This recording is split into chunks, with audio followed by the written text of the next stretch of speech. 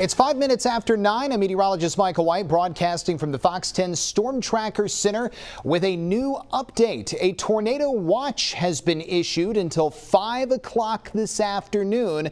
Now, not all of the counties included in that watch have popped into our system because it literally just happened before we came up to do this weather update. It does include the Mississippi coast, but it will also include Mobile and Baldwin County. Tornadoes, remember, we talked about this when we had that warning earlier near Alberta. They are going to be a high probability for us today and something we'll have to be monitoring for through the afternoon and early evening. Tropical storm warnings remain up for all of the coastal locations across our area. As of now, no active warnings, but we have seen plenty of water spouts, and they've been moving off the shoreline and across the shoreline and across the Mobile Bay. We had one tornado warning earlier that included parts of Alberta, but chances are we will see additional ones flaring up later today, especially into this afternoon. So make sure you have a way to get warnings, and if a tornado warning is issued for your area, you know where your safe place is. For most homes, that is the lowest level, away from doors and windows, preferably a first floor bathroom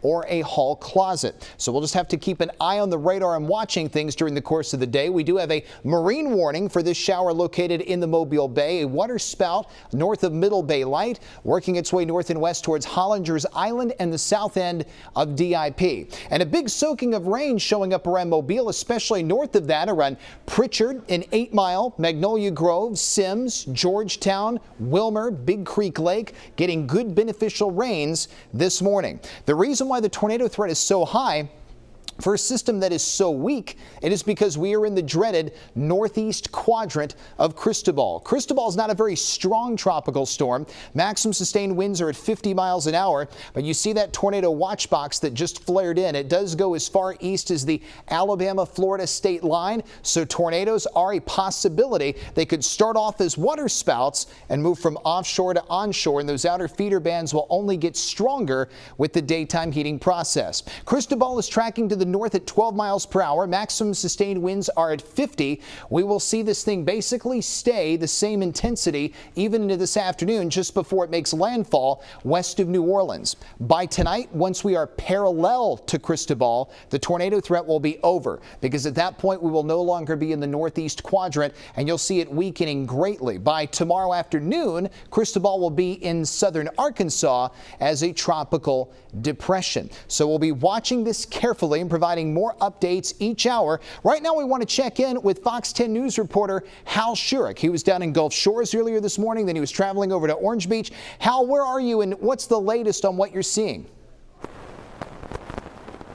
Michael, we are in Orange Beach now. Traveled over here from Gulf Shores. It was a rough drive down Perdido Beach Boulevard. We were going right through the back end of that cell that produced that tornado warning in the Alberta area, and it was howling winds and driving rains. I'm going to show you here where we are. We're at Cotton Bayou Public Beach right now in Orange Beach. Those familiar with the area will recognize the Four Seasons Pier here.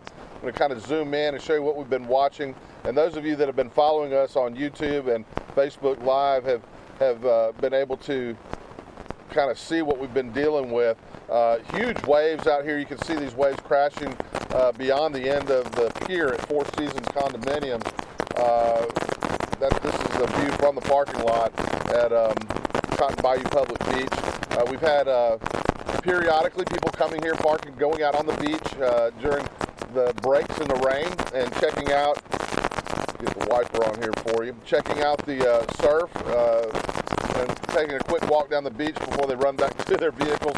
But it's just been in and out of these outer bands this morning. Driving rain and then a period where there's a break. We even saw a little bit of sunshine about 15 minutes ago. It peaked out for about 5 minutes. Bright sunshine and then quickly overtaken by the next band of rain. So that's just what we're dealing with this morning here in Orange Beach, Michael. It's just been, as you are seeing with your radar there, we're going in and out of these rain bands, and kind of zoom back out here and show you what it looks like. There's not many people out today. Pretty empty parking lot. Beaches are empty. Red flags, double red flags flying. So obviously nobody's allowed in the water. But that's what things look